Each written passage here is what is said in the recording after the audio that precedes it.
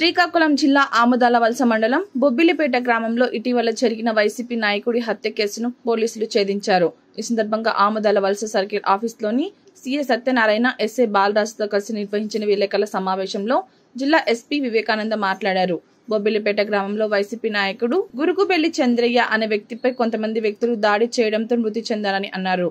చంద్రయ్య భార్య ఈశ్వరమ్మ ఫిర్యాదు మేరకు పోలీసులు కేసు నమోదు చేసి దర్యాప్తు చేపట్టడం జరిగిందన్నారు.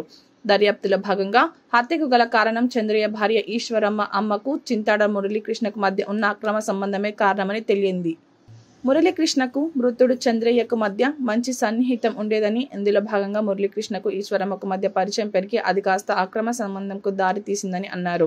కొంతకాలం కిందట ఈ విషయం బయటపడడంతో చంద్రయ్య తన భార్యను కట్టుదిట్టం చేశాడని, తనతో మాట్లాడనివ్వడం లేదని నెపంతో మురళీకృష్ణ ఈ దారుణానికి ఒడిగట్టారని, పథకం ప్రకారం చంద్రయ్య భార్య ఇచ్చిన సమాచారం ప్రకారం రాత్రి తన కుమార్తెను తీసుకువచ్చేందుకు వెళ్తున్న చంద్రయ్య తలపై బీర్ బాటిల్తో కొట్టి కర్రలతో చితకబాది అత్యంత దారుణంగా హత్య చేశారని తెలిపారు. ఆమె వచ్చి ఆముదాలవలస పోలీస్ స్టేషన్లో భర్త ఇలాగ చనిపోయి పడున్నాడు అని చెప్పి వాళ్ళ గ్రామస్తులు గుర్తించడంతో ఆమె వచ్చి ఒక ఫిర్యాదు ఇవ్వడం జరిగింది. ఆ ఫిర్యాదుని ఇమీడియట్గా మేము ఒక మర్డర్ కేసుగా నమోదు చేసి సిఐ గారు, ఆముదాలవలస ఎస్ఐ గారు ఇద్దరు కూడా ఇమీడియట్ రాత్రి హోటాహుటిన నేరస్థలానికి వెళ్ళి పరిశీలన జరిగింది. ఆ విషయం తెలిసిన వెంటనే నేను అలాగే ఇతర సీఐలు అందరం కూడా ఆ నేరస్థానం పరిశీలించి సైంటిఫిక్గా క్లూస్ టీమ్స్ తోటి పూర్తి స్థాయిలో దర్యాప్తు చేయడం జరిగింది. దర్యాప్తు చేస్తే అక్కడ రకరకాలైనటువంటి అంశాలన్నీ కూడా మన పరిగణలోకి వచ్చినాయి. కొంతమంది వ్యక్తులు అతని అత్యంత దారుణంగా కొట్టినట్టుగా కూడా మనకు కనిపించింది. ఆయన తాలూకా హెడ్ ఇంజురీ అనేది బుర్రని బాగా దారుణంగా కొట్టారు. అలాగే అక్కడ కొంత మందు బీర్లు తాగినట్టుగా అనేక బీర్లు సీసాల నేరస్థలంలో ఉన్నాయి. అలాగే ఒక గోనె అంటే ప్లాస్టిక్ గోనె సంచి అతని మెడకి చుట్టబడి దాంతో లాగినట్టుగా కూడా అక్కడ రక్తపు మరకల ద్వారా మనకు కనిపించినాయి. ఇవన్నీ కూడా పరిశీలన చేశాము. ఆ స్కూటీ రోడ్డు మీద దేకినట్టుగా కూడా ఒక స్కిడ్ మార్క్స్ కూడా కనిపించింది. ప్లాన్ వేశారు, ఆ రోజు సక్సెస్ అవ్వలేదు. ఆ తర్వాత రోజున ఈ ఏదైతే 25వ తారీఖు రాత్రి ఎప్పుడు కూడా ఈ చంద్రయ్య తాలూకా కూతురు ఇక్కడ చదువుతుంది, ఇంటర్మీడియట్.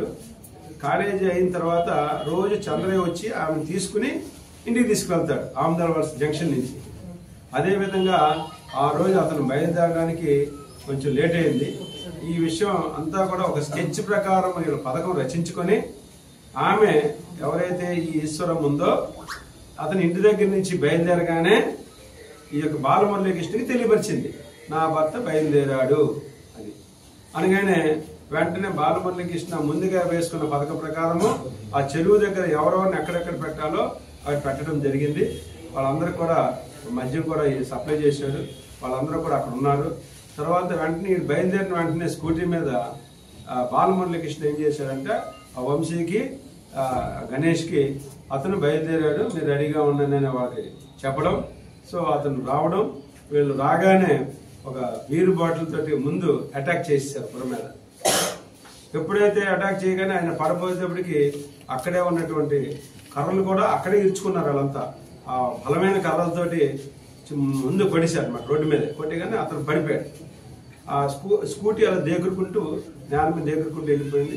అతను వెంటనే పక్కన చెరువు ఉంది, ఈ యొక్క చంద్రయ్య చెరువులోకి గెంటేసి వెళ్ళిపోవడానికి ప్రయత్నం చేస్తే వెంటనే ఈ యొక్క బాలమురళీకృష్ణ, గణేష్ అలాగే వంశీ వీళ్ళందరూ కూడా కర్రలతోటి అత్యంత దారుణంగా కిరాతకంగా దాడి చేసి బుర్రని పగలగొట్టేయడం అన్ని చేశారు.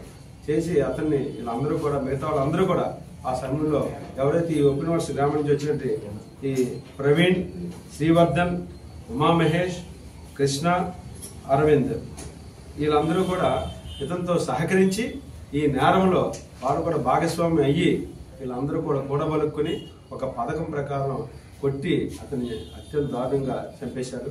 చంపే ఈ శవం కనిపించకూడదని అక్కడి నుంచి ఏదైతే ఈ ప్లాస్టిక్ గోనె సంచి ఉందో దాన్ని మెడకి చుట్టి, అతను చాలా హెవీ పర్సనాలిటీ, అతను మొయ్యలేక అది పట్టుకుని ఈడ్చుకుంటూ అలా తీసుకెళ్లి ఎవరికి కనిపించకుండా అక్కడ తోపులో మూల పడేశారు అనమాట, చనిపోయాడు. ఇదంతా కూడా అతి తక్కువ రోజుల్లో చాలా కష్టపడి మా ఆముదాల వలస సిఐ గారు అలాగే ఎస్ఐ గారు ఇద్దరు వాళ్ళ సిబ్బందితోటి అత్యద్భుతంగా చాలా తక్కువ రోజుల్లో ఈ కేసుని వాళ్ళు పట్టుకోవడం అనేది చాలా గొప్పతనం. ఎందుకంటే చాలా సెన్సేషన్ అయినటువంటి కేసు. దీన్ని రాజకీయ కోణంలో కూడా కొంతమంది తీసుకొచ్చారు. ఎటువంటి రాజకీయ కోణం అనేది ఇందులో లేనే లేదు. ఇది సెక్సువల్ జెలసీ మూలంగా జరిగినటువంటి మర్డర్. ఈ విషయంలో మా సిఐ గారు, ఎస్ఐ గారు, మా ఆందోళన సిబ్బంది అందరూ కూడా చక్కగా పనిచేసి నేరస్తులు అందరినీ కూడా తప్పించుకోకుండా చట్టం ముందు నిలబెట్టారు. వాళ్ళందరూ కూడా మా ఎస్పీ గారు ప్రత్యేకంగా వాళ్ళందరినీ కూడా అభినందించమని మరీ చెప్పారు. మీకు అందరూ తెలుసు, మేమంతా కూడా బందోబస్తు ఏర్పాట్లు అన్నింటిలో కూడా ఉన్నాం. ఎందుకంటే నేను వచ్చి ఈ మీటింగ్ పెట్టడం జరిగింది. Thank you. మీకు ఏదన్నా డౌట్ ఉంటే అడగచ్చు. సార్, మిస్సింగ్ కేసుకు సంబంధించి భార్య ఉన్నటువంటి నేరస్థలాన్ని బట్టి పూర్తి స్థాయిలో పరిశీలన చేసి సైంటిఫిక్ ఎవిడెన్స్ ద్వారా కనుక్కుంటే మాకు చాలా ఆశ్చర్యకరమైన విషయాలు వచ్చినాయి. ఇందులో చింతాడ బాలమురళీకృష్ణ అనేటువంటి వ్యక్తి, ఆయనది కూడా బొబ్బిలిపేట గ్రామమే. ఈ చింతాడ బాలమురళీకృష్ణకి ఈ చనిపోయినటువంటి గరుగుబలి చంద్రయ్య భార్య ఈశ్వరమ్మకి అక్రమ సంబంధం, శారీరక సంబంధం ఉన్నది అనేది మనకి విచారణలో బయటపడింది. వీళ్ళిద్దరూ యాక్చువల్గా ఈ చంద్రయ్య బాలమురళీకృష్ణ మొదటి నుంచి ఒకరికొకరు తెలిసిన వ్యక్తులే, బాగా పరిచయం ఉన్నవాళ్ళు. ఇద్దరి మధ్యన ఆర్థిక లావాదేవీలు కూడా ఉన్నాయి. ఈ ఆర్థిక లావాదేవీల ద్వారా అతను ఈ యొక్క చంద్రయ్య భార్యతోటి అక్రమ సంబంధం పెట్టుకుని ఆమెతో ఉంటే ఈ విషయం తెలిసినటువంటి చంద్రయ్య భార్యని కట్టుదిట్టం చేయడం, భార్యని కంట్రోల్ చేయడం జరిగింది. దీంతో ఈ యొక్క బాలమురళీకృష్ణ ఆమెని తనతో కలవకుండా చేస్తున్నాడని, తనకు దూరం చేస్తున్నాడని, అలాగే అతనికి రావాల్సిన సుమారు 4 లక్షల రూపాయలు నగదు కూడా ఇవ్వకుండా అతను ఇల్లులు కట్టుకుంటున్నాడని, వ్యాపారం చేసుకుంటున్నాడని ఇతని మీద ఒక విధమైనటువంటి కక్షను పెంచుకున్నాడు. ఆ కక్షను పెంచుకుని అతన్ని మెయిన్ ఏంటంటే ఇందులో మోటు ఆ చంద్రయ్య భార్య ఈశ్వరమ్మని దూరం చేయడం తట్టుకోలేకపోయాడు. డబ్బు ఎప్పుడైనా సంపాదించుకోవచ్చు, ఆమె నా కలవనీయకుండా చేస్తున్నాడు, ఫోన్ కూడా మాట్లాడనట్లేదని వీళ్ళిద్దరూ వేరేగా ఒక నెంబర్ తీసుకుని సపరేట్ ఫోన్లు పెట్టుకుని ఆ దొంగ ఫోన్లోనే మాట్లాడుకుంటున్నారు. భర్త తెలియకుండా ఈశ్వరమ్మ ఒక వేరే చిన్న ఫోన్ ఒకటి తీసుకుని దానిలోనే ఇద్దరు నెంబర్లు తీసుకుని మాట్లాడడం కూడా మా దర్యాప్తులో వచ్చింది. అవన్నీ కూడా మేము వశపరచుకోవడం జరిగింది. ఈ విధంగా ఈ ఆమె కలవనీయకుండా చేయడం, కక్ష పెంచుకుని ఎలాగైనా చంపాలని అతనికి తెలిసినటువంటి కజిన్ బ్రదర్ ద్వారా ఒక మాట్లాడి కొంతమందిని ఉప్పనవలస గ్రామానికి చెందినటువంటి ఒక వ్యక్తిని కాంటాక్ట్ చేయడం, ఆ వంశీ అన్న అతన్ని, ఇంకొకరిని గణేష్ అన్న అతన్ని, వాళ్ళు ఆ ఉప్పనవలస గ్రామానికి చెందిన కొందరు కుర్రవాళ్ళని ఈయన్ని ఎలాగైనా కొట్టి చంపి వాళ్ళకి అప్పచెప్పడానికి వాళ్ళందరితో మాట్లాడుకోవడం జరిగింది. దాని నిమిత్తం ముందుగా ప్లాన్ వేసుకొని ఒక ప్లాన్ ప్రకారం వాళ్ళందరూ కూడా తాగి ఒక